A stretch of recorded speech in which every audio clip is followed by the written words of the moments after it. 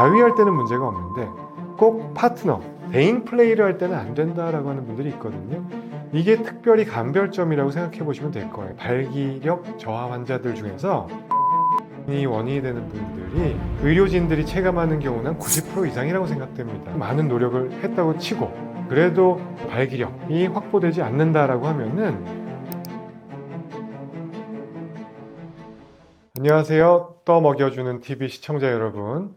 두 번째 출연하게 된 비뇨의학과 전문의 장진석입니다. 저는 서울 잠실에서 비뇨의학 환자분들을 한 15년째 진료 중에 있고요. 이렇게 또 만나 뵙게 되어서 반갑습니다. 성생활은 보통 언제까지 가능할까요? 나이에 따라 한계가 있을까요? 이런 질문들 많이 하시죠. 성생활에는 나이 제한이 없습니다. 은퇴 연령도 없고요. 이거는 개개인의 차이가 큰데요. 환자분의 건강 상태, 또 어떤 성생활에 대한 욕구, 파트너가 있는지 이런 데 따라서 천차만별입니다. 환자분들 중에는 80대, 90대인데도 불구하고 성생활을 하시는 분들도 있고 그런가 하면은 40대, 50대만 되어도 왜 섹스리스 부부라고 하는데요. 1년 이상 성생활이 전혀 없었던 분들도 있습니다. 따라서 어떤 절대적인 기준으로 섹스를 할 수 있는 연령이 제한되어 있지는 않습니다. 물론 성생활을 하고 성욕에 대한 거는 나이와 함께 점점 감소하는 경향을 보이겠죠. 발기력도 떨어질 수 있고 남성 호르몬 수치도 떨어지게 됩니다. 하지만 본인의 어떤 노력 여하에 따라서 또 의지에 따라서 성생활은 얼마든지 가능합니다. 또 그 란셋이라고 하는 저명한 학술지에 나온 연구 결과에 따르면은 영국에 거주하는 70대 이상 어떤 고령 인구에서 한 70% 이상이 남자의 경우 연 1회 이상 성생활을 경험한다라고 하는 보고도 있고요.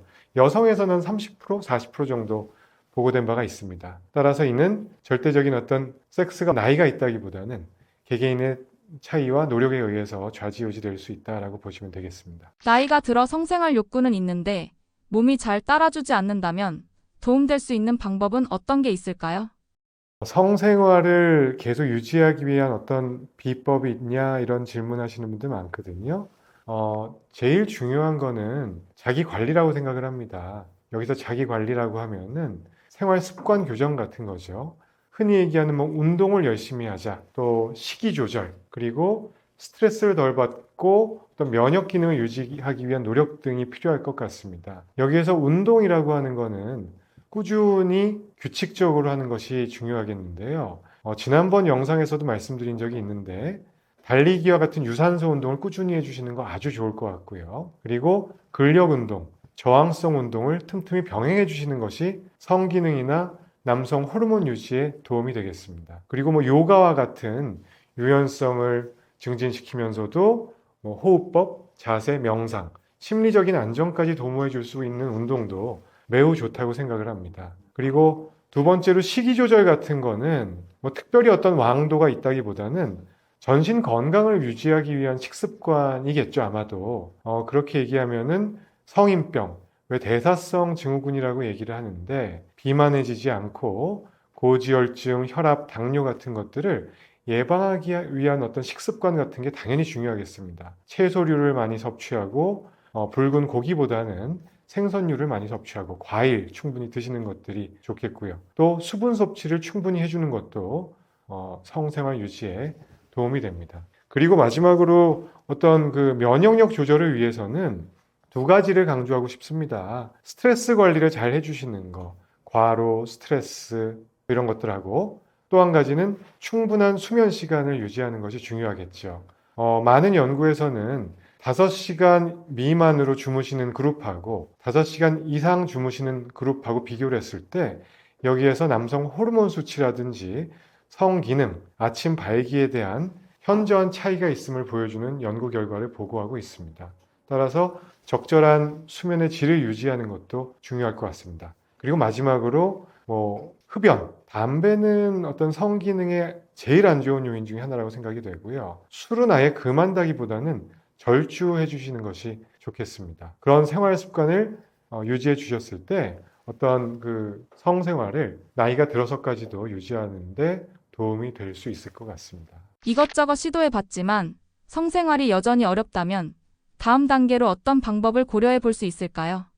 우리가 이제 그 유지하기 위해서 많은 노력을 했다고 치고 생활 습관 교정도 하고 운동도 열심히 하고 식이 습관도 잘 조절하고 스트레스 관리도 하셨는데 만약에 그래도 원하는 어떤 발기력이라고 하는 거는 강직도를 유지할 수 있는 시간이 확보되지 않는다라고 하면은 남성의 경우에는 가까운 비뇨의학과 전문의를 찾아가서 상담을 해야 됩니다. 그래서 이를 위해서 간단한 검사를 하고 필요한 약물 처방을 받을 수가 있겠죠. 비아그라, 시알리스 같은 발기 약제부터 해서 그거로도 도움을 잘 못 받는 경우에는 발기를 위한 주사 치료를 받는 분들도 있습니다. 근데 만약에 이런 먹는 약이나 주사 약에도 불구하고 발기력이 확보가 안 된다라고 할 때는 마지막 최후의 보루, 발기부전 임플란트 수술, 보형물을 삽입하는 수술이 있겠습니다.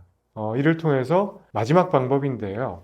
만족스러운 성생활을 유지하는 분들도 있고 또 어떤 경우에는 생각했던 것보다 만족도가 떨어지고 부작용 때문에 고생하시는 분들도 사실 있습니다. 그래서 이 마지막 보루라고 하는 수술적 치료를 선택하시기 전에 꼭 비뇨의학과 전문의와 상담을 통해서 수술 후에 예상되는 효과, 부작용 이런 것들을 잘 듣고 수술 여부를 결정하시는 게 좋다고 생각을 합니다. 발기부전 보형물은 어떤 원리로 작동하나요? 발기가 거의 안 되던 사람도 돌덩이처럼 단단해지는 효과를 얻을 수 있나요? 수술은 비교적 만족도가 좋은 걸로 알려져 있습니다. 보형물이라고 하는 거는 이제 내 몸에 이물질을 삽입하는 시술이 될 텐데, 예전부터 시행해왔던 그 굴곡형 보형물 수술이라는 게 있습니다. 또는 투피스, 두 조각이라는 얘기거든요. 이런 시술이 옛날부터 있었는데, 이 원리는 뭐냐면은, 이런 예를 들어서 이런 볼펜 같은 게 있다고 하면은, 심지가 이렇게 볼펜 두 개를 우리 음경 해면체 옆쪽에다가 삽입을 해주는 거예요. 얘는 철사 같은 겁니다. 물론 뾰족한 철사가 아니고 볼펜처럼 끝쪽이 뭉뚝하게 되어 있고 안에는 철심이 들어있어요. 그러면은 얘를 사용하지 않고 평상시에는 이렇게 접어둡니다. 그래서 내 몸에 붙여서 평상시에는 뒀다가 내 발기 또는 삽입을 해야 되는 성생활을 해야 되는 경우에는 쭉 펴서 앞쪽으로 이렇게 그 철심을 펴주는 거죠. 목적에 맞게 사용을 하고 성생활이 끝나면은 다시 접어두는 거죠. 이런 거를 우리가 예전부터 사용됐던 굴곡형 보형물 삽입술이라고 얘기를 하고요. 그 다음에 두 번째 비교적 최근부터 사용된 거는 펌프를 삽입을 해서 팽창형 보형물을 넣는 겁니다. 예를 들어서 이런 실린더가 두 쪽이 있고요. 얘가 작동하는 원리는 똑같이 발기 버튼을 누르면 올라가는 건데 물이 들어가는 거예요. 저장고가 있어서 거기에는 물이 들어가 있고 그 펌프질을 조절할 수 있는 버튼이 있습니다. 얘를 음낭 쪽에다 넣어준 다음에 음낭이라고 하는 건 이 고환 옆에 있는 주머니잖아요. 거기에다 버튼을 누르면 물이 들어가는 거예요. 그럼 물이 들어가면서 실린더에 물이 들어가면 팽창이 이렇게 되겠죠. 그래서 발기가 되고 또 관기가 끝나고 나면은 다시 물을 빼주는 겁니다. 그래서 얘는 세 조각으로 이루어져 있습니다. 실린더가 있겠고 물이 들어있는 저장고 리저버가 있겠고 그 다음에 펌프, 버튼이 있겠습니다. 그래서 이런 거를 우리가 3피스 보형물 삽입술 또는 팽창형 발기부전 보형물 삽입술이라고 합니다. 아까는 굴곡형, 철심 박는 거하고 지금 말씀드린 거는 팽창형. 그래서 이거는 그 팽창됐을 때 발기가 이루어지고 빼주면은 수그러들고 그래서 평상시에 조금 편해질 수 있고 최대한 자연 발기에 가까운 효과를 얻을 수 있다라는 장점이 있습니다. 이런 수술들은 아주 많이 이루어지고 있지는 않지만 그 나이가 들면서 자연 발기를 잃어버리신 분들에서 충분한 상담 설명을 듣고 나서 적절하게 이루어졌을 때는 상당히 높은 만족도를 보이고 있습니다. 그래서 수술에 생길 수 있는 부작용으로는 이물질이 들어가 있기 때문에 염증이 생겨서 이 삽입된 보형물을 빼야 되는 경우가 간혹 있겠고요. 그 다음에 발기는 일어나는데 아무래도 좀 부드러운 내 원래 자연스러운 발기 상태하고는 조금 거리가 있기 때문에 삽입을 했을 때 상대 이성이 아파하거나 불편해하는 경우들을 종종 경험할 수 있습니다. 따라서 이런 것들을 사전에 설명을 듣고 수술을 선택하시는 것이 좋다고 생각을 합니다. 발기부전 보형물 수술과 음경 확대 수술은 어떻게 다른가요? 목적이나 수술 방법에도 차이가 있나요? 음경 확대 수술하고 그 발기부전 수술 아예 근본적으로 다른 겁니다. 무슨 얘기냐면은 확대 수술은 말 그대로 크기를, 사이즈를 키우는 데가 있습니다. 그래서 사이즈를 키운다는 얘기는 남성의 성기가 있으면 일단 음경의 굵기, 몸통을 굵게 할 수도 있겠고 앞쪽에 귀두라고 하는 부분이 있으면은 필러 같은 물질을 넣어서 귀두를 키우는 방법이 있겠고요. 그 다음에 길이가 좀 짧은 분들은 길이를 연장하는 시술, 이렇게 세 가지 정도를 음경 확대술의 범주로 보고요. 이 경우에는 조커나 정상인 범주에 있는 분들께 권하게 됩니다. 왜냐하면은 확대를 하기 위해서 어떤 그 이물질을 주입을 하거나 대체 진피 같은 것을 삽입하게 되면은 아무래도 성생활을 할 때 조금 감도가 떨어질 수 있습니다. 신경이 존재하는 부위 한 레이어가 더 생기기 때문에 전달되는 게 조금 떨어질 수는 있거든요. 그래서 오히려 조루 증상이 있거나 예민하신 분들을 조금 둔하게 해드리는 목적으로 사용할 수 있긴 하거든요. 그래서 이 음경 확대술이라는 거는 그 본디 목적 자체가 사이즈를 키우는 데 있다. 발기력에는 영향을 주지 않거나 또는 약간 감도가 떨어질 수 있기 때문에 발기 능력은 정상인 분들한테 권하는 시술이 되겠습니다. 반면에 발기부전 수술 또는 발기부전 보형물 삽입술의 경우에는 목적 자체가 음경의 크기를 키우는 것보다는 발기가 무슨 수를 써도 안 되는 분들이 오로지 발기를 이렇게 올려드리기 위해서 섹스를 가능하게 하기 위해서 하는 그런 목적을 띠는 수술이라고 보시면 될 것 같습니다. 평소 건강한 성기능을 위해 도움이 되는 생활 습관이나 운동에는 어떤 것들이 있을까요? 평상시에 그 성기능을 오래오래 유지하기 위한 그 어떤 팁을 드리자면은 라이프 스타일 모디피케이션, 내 생활을 변화시키는 거잖아요. 첫 번째는 운동 꼽겠습니다. 운동에는 러닝, 자전거와 같은 유산소 운동이 메인이 되는 게 좋을 것 같습니다. 유산소 운동을 통해서 어떤 음경으로 가는 혈류량을 높여줄 수도 있고 남성 호르몬 수치를 유지할 수 있다는 보고들이 많이 연구가 나오고 있고요. 두 번째 운동으로는 보조 역할로서 근력 운동, 특히 큰 근육들, 하체 근육이나 코어 근육을 강화할 수 있는 그런 운동들을 병행해 주는 것이 좋다는 연구 결과들이 많이 있습니다. 그리고 세 번째 운동으로는 약간 정적인 운동이라고도 볼 수 있는데 요가나 아니면 뭐 그 필라테스 같은 걸 통해서 자세 교정, 또 호흡법, 명상 이런 것들을 통해서 운동 능력은 물론이고 어떤 심리적인 안정까지 도모할 수 있기 때문에 성기능 강화에 도움이 될 수 있는 운동법들을 꾸준히 규칙적으로 해주시는 게 일단 가장 강조하고 싶은 첫 번째고요. 두 번째로는 식생활의 변화라고 말씀을 드리면 뻔한 얘기지만 우리가 어떤 성인병, 전신 건강 관리를 위해서 좋다고 여겨지는 어떤 식생활들이 있잖아요. 비만이 오지 않게 비만, 고지혈증, 혈압, 또 당뇨 이런 막을 수 있는 건강한 식습관을 유지하시는 게 좋겠습니다. 저염식이 너무 맵고 짜게 드시지 않고 물은 충분히 섭취하시고 채소나 과일류가 당연히 도움이 되겠고 적당한 육류 섭취는 괜찮지만 너무 과한 육류 섭취보다는 생선류를 많이 드시는 것이 좋다고 생각이 됩니다. 그리고 마지막으로는 어떤 스트레스 관리를 위해서 평상시에 어떤 수면 시간을 충분하게 양질의 수면을 취하시는 게 중요할 것 같고요. 흡연하고 음주를 최대한 줄이거나 자제하시는 것이 면역 기능 강화나 스트레스 관리에 당연히 도움이 될 것 같습니다. 이와 같은 운동, 식습관, 스트레스 관리 등을 통해서 성생활을 오래오래 유지하실 수 있다고 생각됩니다. 발기력에 있어서 심리적인 부분은 얼마나 중요할까요?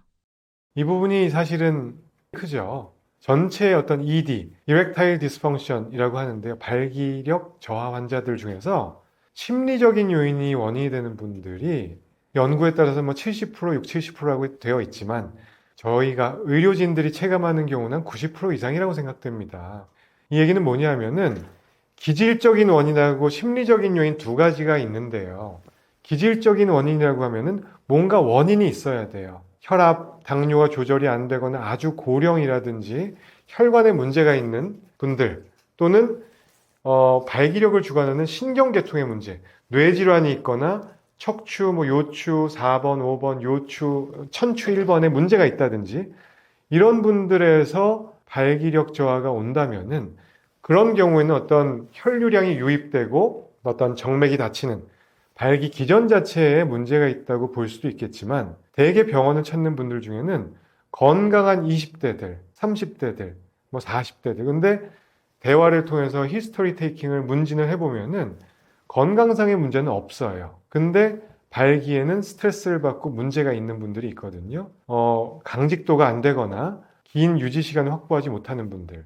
특히 이런 경우에 특징적인 그 포인트는 내가 만약에 내 손으로 그 자기 위로를 할 때는 아무 문제가 없다고 하는 분들이 많습니다. 그리고 아침 발기도 때때로 되고 매일 아침에 텐트를 치는 건 아니더라도 아침에 일어났을 때 새벽 발기가 되는 데는 문제가 없고 자위할 때는 문제가 없는데 꼭 파트너, 대인 플레이를 할 때는 안 된다라고 하는 분들이 있거든요.